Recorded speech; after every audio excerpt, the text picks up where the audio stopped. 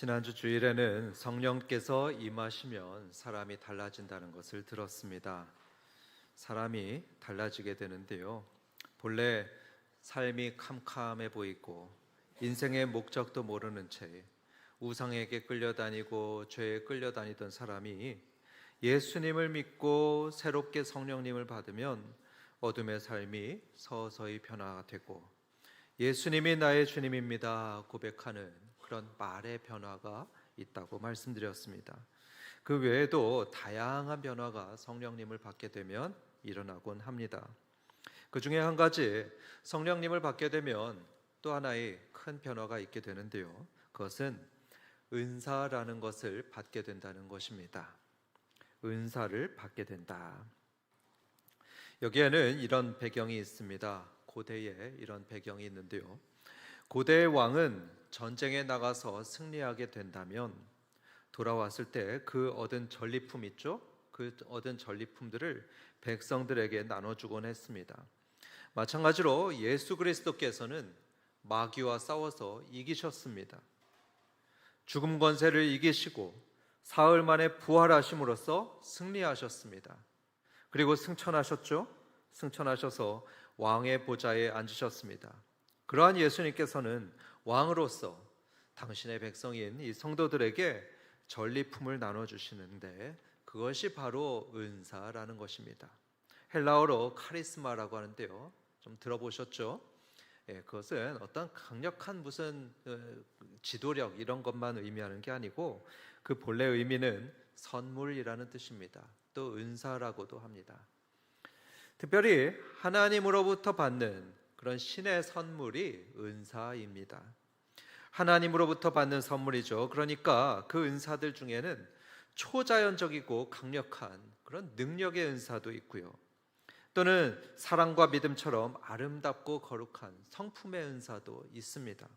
어쨌든 간 사람이 성령님을 받을 때에는 그 성령님과 함께 은사도 선물로 받게 된다. 이렇게 성경은 가르칩니다. 그런데 오늘 본문의 핵심이 되는 것은 그 은사에는 종류가 많다는 것입니다. 종류가 아주 많습니다. 하나님께서는 우리에게 은사를 주실 때 모두에게 똑같은 은사들을 주시는 게 아닙니다. 다 똑같은 은사가 아니고 다양한 선물, 다양한 은사를 주십니다. 함께 8절부터 10절까지 보겠습니다. 어떤 사람에게는 성령으로 말미암아 지혜의 말씀을, 어떤 사람에게는 같은 성령을 따라 지식의 말씀을, 다른 사람에게는 같은 성령으로 믿음을, 어떤 사람에게는 한 성령으로 병 고치는 은사를, 어떤 사람에게는 능력 행함을, 어떤 사람에게는 예언함을, 어떤 사람에게는 영들 분별함을, 다른 사람에게는 각종 방언 말함을, 어떤 사람에게는 방언들 통역함을 주시나니. 참고로 이 내용은 고린도 교회라는 그 특별한 교회의 예를 든 것입니다. 하나님께서는 고린도 교회 성도들에게 이런 은사들을 주셨다 하고 예를 들고 있는 건데요. 다시 한번 여러분들 이 성경 보시면서 이 고린도 교회 성도들이 어떤 은사를 받았는지 하나씩 보도록 하겠습니다. 8절부터 봅니다. 먼저 그들은 뭘 받았냐 하면 지혜의 말씀을 받았다 하죠. 즉 지혜를 받았고요. 다음으로 지식의 말씀, 즉 지식을 받았습니다. 다음으로 믿음, 또 병 고치는 은사, 능력 행함, 예언, 영들 분별함, 각종 방언, 방언들 통역, 이런 여러 은사들을 고린도 교회 교인들이 받았다 설명합니다.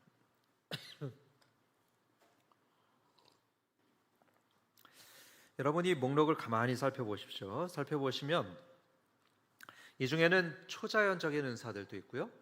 또 자연적인 은사도 있다는 사실을 알 수 있습니다. 보시면서 한번 구분해 보시기 바랍니다.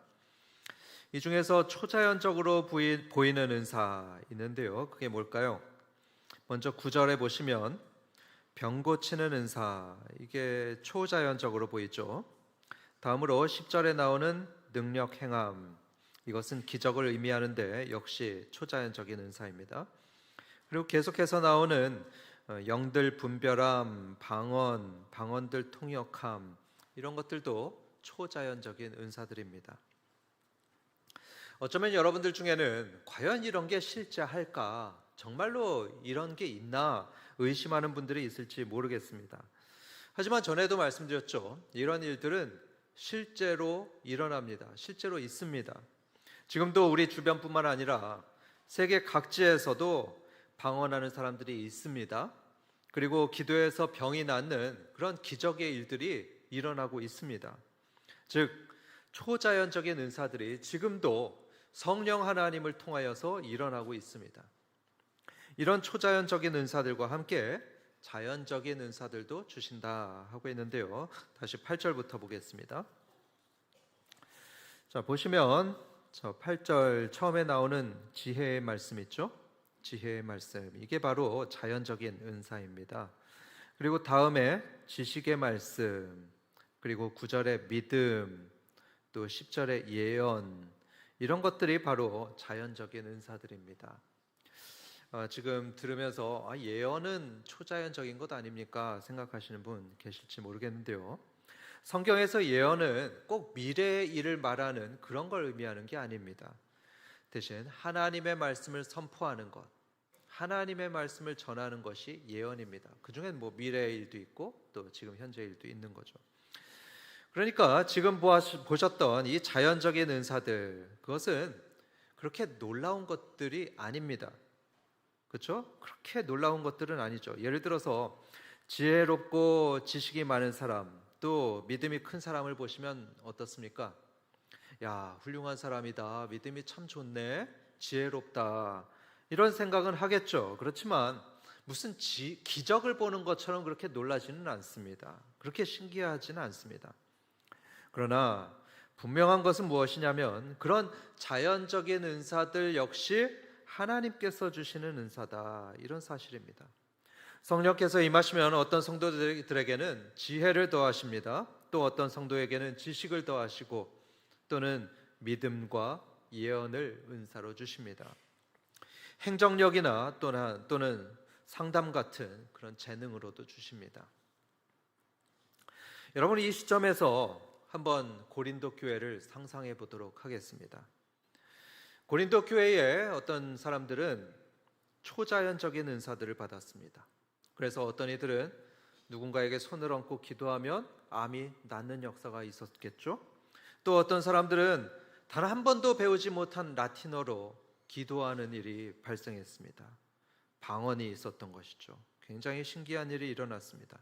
그런데 어떤 사람은 믿음이라는 그런 자연적인 은사를 받았습니다. 강한 믿음을 받았죠. 그런 은사를 받아서 그 집에 말할 수 없는 고통이 벌어졌는데도 그 믿음이 흔들리질 않았습니다. 누가 보더라도 야, 저 정도면은 저 사람 믿음 버릴 것 같다 싶은데 오히려 더 하나님을 신뢰하고 흔들리질 않는 겁니다. 그러니까 그것을 보고 있는 다른 고통 가운데 있는 성도들이 그 사람을 보면서 위로를 얻습니다. 힘을 얻는 일이 발생합니다. 이처럼 고린도 교회 안에는 초자연적인 은사를 받은 성도들과 자연적인 은사를 받은 사람들, 이렇게 두 부류가 있었는데요. 여러분, 어느 쪽 성도들이 더 주목받았을 것 같습니까? 초자연적인 은사들일까요? 아니면 자연적인 은사일까요? 아무래도 초자연적인 은사를 받은 사람들이 주목을 받았습니다. 놀라운 기적을 행하고 영적으로 뭔가 저 세상에 있는 그런 사람들에 대해서 사람들은 우러러봤습니다. 높이 여겨줬습니다. 그러나 자연적인 은사를 받은 사람들은 조금 낮게 여기는 그런 경시하는 분위기가 있었습니다. 한편 그런 은사들을 받았던 그 당사자들의 마음은 어땠을까요? 먼저 초자연적인 은사를 받은 성도들은 교만해졌습니다. 안타깝게도 교만한 마음이 들었습니다. 자신을 영적 엘리트라고 생각했죠. 그래서 스스로를 높이 여기고 남들은 경시했습니다. 반대로 자연적이고 또 일상적인 은사를 받은 성도들은 스스로를 경시했습니다. 나는 볼품없어. 나는 이 교회에 별 도움이 안 되는 것 같아. 이렇게 자신을 낮춰봤습니다. 경시했습니다. 이것은 바른 생각이 아닙니다. 잘못된 생각에 잘못된 태도입니다. 그래서 이런 문제를 보았던 사도 바울은 이 고린도 교회의 잘못을 고쳐줘야 되겠다, 시정해야겠다 싶어서 이렇게 편지를 하고 있는 것입니다. 성도 여러분, 다시 말씀드리는데요, 이것은 예시입니다. 고린도 교회의 예시이죠. 이 사람들은 더 많은 종류의 은사들을 받았을 것이 분명합니다. 더 많은 은사들이 있었겠지만 그것을 다 기록할 수가 없죠. 그래서 일부 은사들만 여기에 기록한 것입니다. 마찬가지로 어제나 오늘이나 동일하신 우리 하나님께서는 지금도 각 교회에 각양각색의 은사들을 성도들에게 선물로 주십니다. 각각의 사람들에게 다 다른 은사들을 주시는데요, 어떤 사람에게는 재력의 은사를 주시고, 그래서 사업을 통해서 많은 재물을 벌게 하십니다. 또 어떤 사람에게는 방언을 주시고, 섬기는 은사, 구제의 은사, 가르치는 은사, 지도하는 은사, 이렇게 여러 종류의 은사를 각자에게 한 개 이상씩 선물로 주십니다. 누구에게나 말이죠. 그런데 여기에서 오늘날의 교회도 이 고린도 교회와 같은 우를 범하곤 합니다. 그게 뭐냐면, 자기가 받은 은사들 때문에 어떤 사람들은 교만해지고 타인을 경시합니다. 자기는 영적인 수준이 높다고 의수됩니다. 그런데 반대로 어떤 이들은 그 받은 은사가 그저 그런 것 같다, 참 별 볼 일 없다 생각을 해가지고 자신을 경시하기도 합니다. 남들 앞에서 주눅이 듭니다. 이에 대해서 사도 바울은 하나의 비유를 들면서 이들의 잘못을 시정해 주려고 합니다. 14절부터 21절까지 보시면 이런 내용이 있습니다. 성경책 보실 거 없습니다. 제가 설명해 드리겠습니다. 사도 바울은 이 교회 공동체를 하나의 몸이다, 하나의 몸이다 이렇게 설명하고 있습니다. 하나님의 영적인 몸이 교회입니다. 여러분, 우리 몸을 한번 생각해 보도록 하겠습니다. 우리의 몸에는 머리가 있습니다. 그리고 가슴과 배와 팔다리가 있죠. 그리고 이 머리 안에는 눈, 코, 입, 귀 여러 가지가 있습니다. 전부 다 다른 모양이고 또 기능도 다 다른 여러 가지가 있습니다. 심지어 여러분, 우리의 양쪽 눈도 다릅니다. 그렇지 않습니까? 오른쪽 눈, 왼쪽 눈, 한쪽은 예쁘기도 하고 한쪽은 조금 찌그러지기도 하고, 또 팔다리도 조금씩 다르다고 합니다. 오른쪽 다리, 왼쪽 다리 길이가 조금씩 다르다고 합니다. 이처럼 다양한 모양과 다양한 기능을 가진 그 부분들이 모여서 하나를 이루는 것이 우리의 몸입니다. 마찬가지로 하나님의 몸인 교회도 다양한 지체들, 다양한 멤버들로 이루어져 있다고 바울은 말합니다. 하나도 같은 사람이 없이 다양한 사람들이 모여서 교회를 이룹니다. 하나의 교회를 이룹니다. 그 속에는 강한 자와 약한 자, 또 한국인과 외국인, 청년과 연장자, 사장과 직원, 방언하는 사람, 구제하는 사람, 지도하는 사람, 이렇게 다양한 사람들이 있어야 그 교회는 건강한 교회고요, 또 정상적인 교회입니다. 여기서 바울은 물어봅니다. 발을 의인화해서 물어봅니다.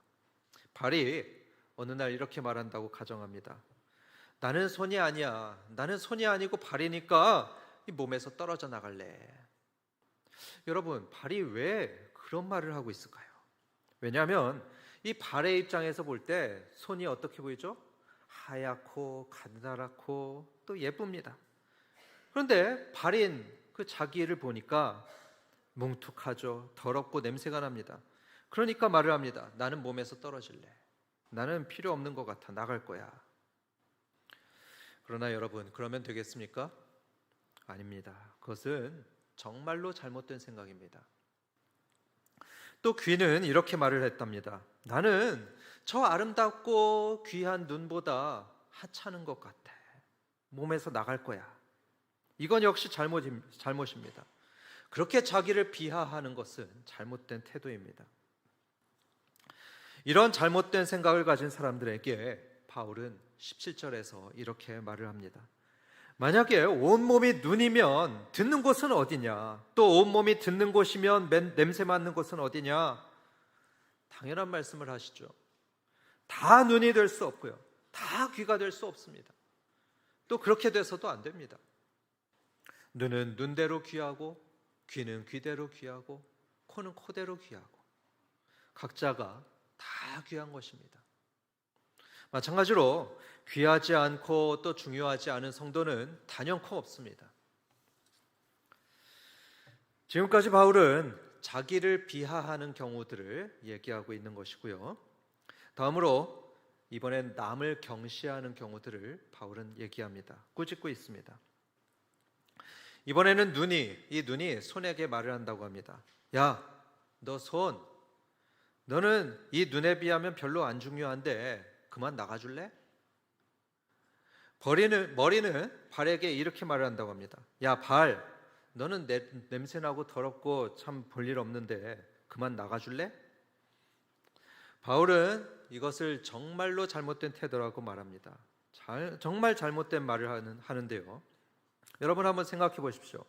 아무리 중병에 걸려서 이 손이 썩고 냄새가 난다 해도, 그래서 의사가 이제는 손을 잘라내는 게 좋겠습니다 권한다고 해도, 여러분 그 말 듣고서 쉽게 잘라낼 사람이 있습니까? 아마 이 중에 그런 사람 거의 없을 겁니다. 아무리 썩어가고 냄새나는 손이라 해도 어떻게든 살려내서 붙어 있게 하려고 할 겁니다. 발가락 하나도 우리는 쉽게 잘라내질 않습니다.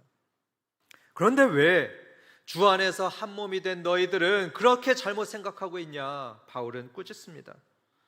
하나의 세례를 받아서 한 몸이 되었고 한 성령을 마셔서 하나가 된 교회이고 성도들인데 어째서 서로 비교하면서 저 사람은 귀하고 나는 천하다 말을 하며, 어떻게 저 사람은 없어도 된다고 그렇게 경시하는 말을 하냐, 그런 생각을 하냐 꾸짖습니다. 그런 생각과 태도들은 잘못입니다. 세상에서는 그럴지 모릅니다. 세상은 그렇게 볼지 몰라도 하나님의 거룩한 교회의 성도들은 그러면 안 됩니다. 모두가 다 귀한 것입니다. 얼마 전에 저는 한 가지 새로운 사실을 알게 되었습니다. 우리 몸의 맹장이 있죠? 그게 너무 중요한 역할을 한다는 것을 처음 알게 되었습니다. 여러분, 맹장 하면은 사람들이 어떻게 생각합니까? 일반적으로 조금 쓸모없게 생각하는 기관 아닙니까? 떼버려도 살아가는데 지장이 없다, 없어도 괜찮다, 그렇게 믿고 있는 것이 맹장입니다. 그런데 제가 올해 1월쯤에 그 클리블랜드 클리닉의 건강 정보를 봤는데요, 놀랍게도 그 쓸모없어 보이는 맹장이 면역기관의 역할을 한답니다. 특별히 이 장의 건강을 돕는 면역기관의 역할을 맹장이 한다 합니다. 즉 언뜻 볼 때는 있으나마나한 그런 기관으로 보이는데 그런 맹장에 숨어있는 아주 중요한 역할이 있다, 이런 것입니다. 교회 역시 마찬가지입니다. 바울은 이렇게 말을 했죠. 유대인이든 헬라인이든 또 종이든 자유민이든 다 귀한 지체들이다. 적어도 세례받고 교회 회원이 되었다면 다 귀하다, 이렇게 말을 했습니다. 방금 제가 종에 대해서 얘기를 했는데요, 고린도 교회에는 종들도 많이 있었다 합니다. 노예들이 있었습니다. 분명히 비천하게 보였겠죠. 힘든 노동을 했기 때문에 냄새가 났을 겁니다. 배우지 못했을 겁니다. 그러나 바울은 그들도 역시 주 안에서 한 몸이다, 너무나 귀하고 꼭 필요한 지체다 말을 합니다. 아무리 그 신분이 종이라 해도 교회의 성도라면 마치 우리 몸의 맹장처럼 그 역할이 반드시 있습니다. 아니, 어쩌면 더 큰 역할이 있을지 모릅니다. 그래서 여러분 한번 따라해 보시기 바랍니다. 나도 귀하게 여기고 남도 귀하게 여기자. 우리는 남보다 좋아 보이는 은사를 받았다고 교만해지기 쉽습니다. 그런데 그렇게 교만해지며 남을 경시해서는 안 되겠고요. 반대로 자기는 조금 부족하고 연약하게 보일지라도 스스로를 비하해서도 안 됩니다. 우리는 모두가 주님의 몸된 교회에 너무나 귀한 지체들이고요, 꼭 있어야 하는 회원들이라는 사실을 반드시 기억하시기 바랍니다. 그런데 여러분, 더 놀라운 게 있는데요, 그게 무엇이냐면 하나님께서는 이 교회의 모든 지체들을 귀하게 여기시는데 그 중에서도 약해 보이는 지체는 더욱더 귀하게 여기신다. 이런 사실입니다.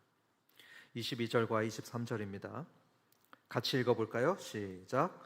더 약하게 보이는 몸의 지체가 도리어 요긴하고 우리가 몸에 덜 귀히 여기는 그것들을 더욱 귀한 것들로 입혀주며 우리의 아름답지 못한 지체는 더욱 아름다운 것을 얻느니라. 아멘. 저는 최근에 테니스를 치다가 좀 부상을 당했습니다. 테니스를 치다가 오른쪽 종아리에 근육 파열을 경험했습니다. 열심히 뛰었습니다. 열심히 뛰는데요, 갑자기 오른쪽에 탁 하는 그런 느낌이 들면서 종아리 근육이 찢어졌습니다. 이걸 테니스 레그 부위라고 하더라고요. 그렇게 오른쪽 다리가 다치니까 그 이후로 어떻게 되었냐면 그 오른쪽 다리에 저희 온 신경이 집중되는 겁니다. 걸을 때도 오른쪽 다리를 특별히 조심하게 되었고요. 그 오른쪽 다리에는 보호대를 착용했습니다. 보호대를 매일마다 정성껏 착용해 줬습니다. 그리고 제가 로션 바르는 걸 굉장히 싫어하는데요, 여름에 선크림도 한 번도 안 바릅니다. 그런데 이 로션을 사가지고 이 오른쪽 다리에 마치 애기 만지듯이 정성껏 발라주고 그리고 또 마사지도 막 해주고 그랬습니다. 박노해 시인이 이런 말을 했습니다. 우리 몸의 중심은 아픈 곳이다. 몸의 중심은요, 이 심장이 아니고 아픈 곳이다. 이렇게 시인은 노래했습니다. 왜냐하면 우리의 마음은요, 아픈 곳을 향하기 때문입니다. 자꾸만 아픈 부위로 손이 가게 되죠. 그리고 아픈 곳을 어루만져 줍니다. 아픈 곳이 몸의 중심입니다. 그렇게 볼 때 요즘에 제 몸의 중심은 이 오른쪽 다리였습니다. 이 오른쪽 다리가 약해지니까 거기에 저는 가장 많이 신경을 썼고 가장 많이 돌봐줬고 귀하게 다뤄줬습니다. 하나님도 마찬가지라고 합니다. 약해 보이는 지체는 더 귀하게 여기신다고 오늘 분명히 말씀하고 있습니다. 교회에서 더 약하고 덜 귀하게 여겨지고 덜 아름답게 보이는 성도를 하나님께서는 더 아끼시고 더 사랑하시고 더 마음을 쓰십니다.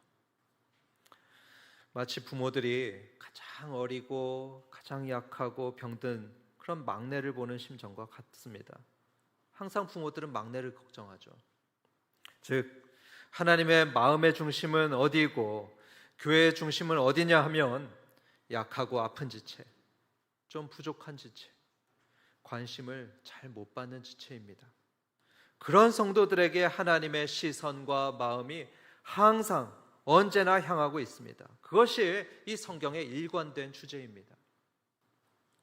그러므로 성도 여러분, 이런 하나님 아버지께서 모든 지체를 귀하게 여겨주시되 작고 약하고 부족하게 보이는 지체는 더욱 귀하게 보석처럼 여겨주시기를 주님의 이름으로 축원합니다. 두 번째로 한번 따라해 보시겠습니다. 나의 은사는 공동의 유익을 위한 것이다. 7절입니다. 각 사람에게 성령을 나타내심은 유익하게 하려 하심이라 했죠. 여러분 명심하시기 바랍니다. 성령께서 우리에게 은사를 주시는 이유는 서로를 유익하게 하기 위함입니다. 다시 말해서 어떤 사람에게는 성령께서 재력을 주시고 어떤 사람에게는 가르치는 능력을 주시고 어떤 이에게는 가창의 능력을 주시는 그 이유는 공동체에 유익을 주기 위해서 그렇다 합니다. 한글 번역을 보시면 그냥 유익하게 하려 하심이라 되어 있죠. 목적어가 없습니다. 그래서 누구에게 유익을 주는지는 잘 모릅니다. 드러나지 않았습니다. 그런데 원어로 보게 되면 쉼페론이라고 해서 공동의 유익, 그것을 말하고 있습니다. 즉 하나님께서 은사를 주시는 이유는 자신의 유익을 위해서가 아닙니다. 교회 공동체의 유익을 위해서, 전체의 유익을 위해서 은사를 주시는 겁니다. 우리는 이 사실을 잊어버리기 쉬운데요, 하나님께서 우리에게 각종 카리스마와 은사를 주셔서 누구에게는 지능이나 재력을 주시고 누구에게는 치료하는 능력을 주신 그 이유는 자기에게만 유익하라고 주시는 것이 아닙니다. 공동의 유익을 구하라고 주시는 것이죠. 다시 말해서 그 받은 재능과 은사로 나를 과시하거나 나의 행복만 구하거나 나의 특권으로 여길 것이 아니고 공동의 유익과 행복을 위해서 써야 된다, 이런 말씀입니다. 그런데 만약에 그러지 않고 그 은사를 나를 위해서만 쓴다, 그렇게 되면 어떻게 할까요? 어떻게 될까요? 그렇게 되면 하나님께서 주신 그 은사의 목적에서 벗어나는 것입니다. 그런 태도를 하나님께서는 기뻐하지 않으십니다. 어쩌면 그에게 주셨던 은사를 걷어가실지도 모릅니다. 왜냐하면 그 주셨던 목적에서 벗어나서 사용하고 있기 때문입니다. 내가 받은 은사는 공동의 유익을 위한 것이라는 그 사실을 여러분 반드시 기억하시기 바랍니다. 끝으로 함께 따라해 보겠습니다. 내가 가진 것으로 서로를 돌보자. 25절입니다. 몸 가운데서 분쟁이 없고 오직 여러 지체가 서로 같이 돌보게 하셨느니라. 여러분, 하나님께서 각자에게 다른 은사들을 주시고 또 우리 중에 연약하거나 부족하게 보이는 그런 지체들을 두신 이유는 그 은사들로 서로를 돌보게 하기 위해서다 말씀합니다. 예를 들어서 어떤 사람이 코가 다쳐서 가지고 여기서 피가 줄줄 난다고 한번 해보겠습니다. 그러면 손이 뭘 하죠? 이 부드럽고 정확한 손으로 코를 지혈해 줄 겁니다. 그리고 발은 뭘 합니까? 발은 달려가야죠. 그 강력한 근육을 사용해서 빨리 병원으로 달려가고요. 입은 이 소통하는 능력을 가지고 자기의 상황 설명을 해줄 겁니다. 이렇게 각자의 능력을 발휘해서 서로를 돌보는 것입니다. 서로가 서로를 그렇게 돌볼 때 몸 전체가 건강하게 지켜집니다. 여러분, 다시 한번 강조해 드리겠습니다. 하나님께서 우리에게 은사를 주신 이유는, 그렇게 다양한 각자의 은사를 주신 이유는 서로를 돌보기 위해서입니다. 구약의 오홀리압처럼 그렇게 손재주가 뛰어난 사람은 그 재주를 가지고 누군가를 도와주는 것이죠. 또 기도의 마음이 크신 분들은 그 힘든 성도들을 위해서 중보기도부를 가서 기도해 드리는 것입니다. 이렇게 서로를 돌보라고 하나님께서는 각자에게 은사를 주십니다. 그러므로 사랑하는 성도 여러분, 자기에게 주신 그 은사와 능력을 10분 활용하셔서 서로의 부족을 채워주시고 서로를 돌봐주심으로써 행복한 가정과 교회를 세워나가시길 주님의 이름으로 축원합니다. 결론을 맺겠습니다. 가끔 우리는 이럴 때가 있습니다. 자기가 무능하게 여겨질 때가 있습니다. 마치 낙엽이 떨어지듯이 자기의 자존감이 다 떨어질 때가 있습니다. 혹시 여러분에게 그럴 때가 온다면 자신을 향해서 이렇게 외치시길 바랍니다. 나는 하나님께서 귀하게 여기시는 하나님의 자녀다. 나는 한박교회에 반드시 필요한 존귀한 지체다. 외치시길 바랍니다. 여러분이 듣기 좋으라고 이렇게 드리는 말씀이 아닙니다. 오늘 하나님께서 우리에게 주시는 말씀이 바로 그런 말씀입니다. 한 명도 빠짐없이 우리 모두는 주님의 몸된 교회의 귀한 지체들이다. 하나님은 말씀하셨습니다. 한번 옆 사람을 보시면서 이렇게 말씀하시기 바랍니다. 당신은 한박교회에 꼭 필요한 지체입니다. 옆 사람에게 말해 보십시오. 보석같이 귀하십니다. 말씀하십시오. 그렇습니다, 여러분. 단지 말만이 아니고요, 정말 귀한 분들입니다. 서로를 그렇게 귀하게 보시고 서로를 돌보심으로써 온전히 하나가 되는 교회, 아름다운 한박 공동체가 되시길 주님의 이름으로 축원합니다.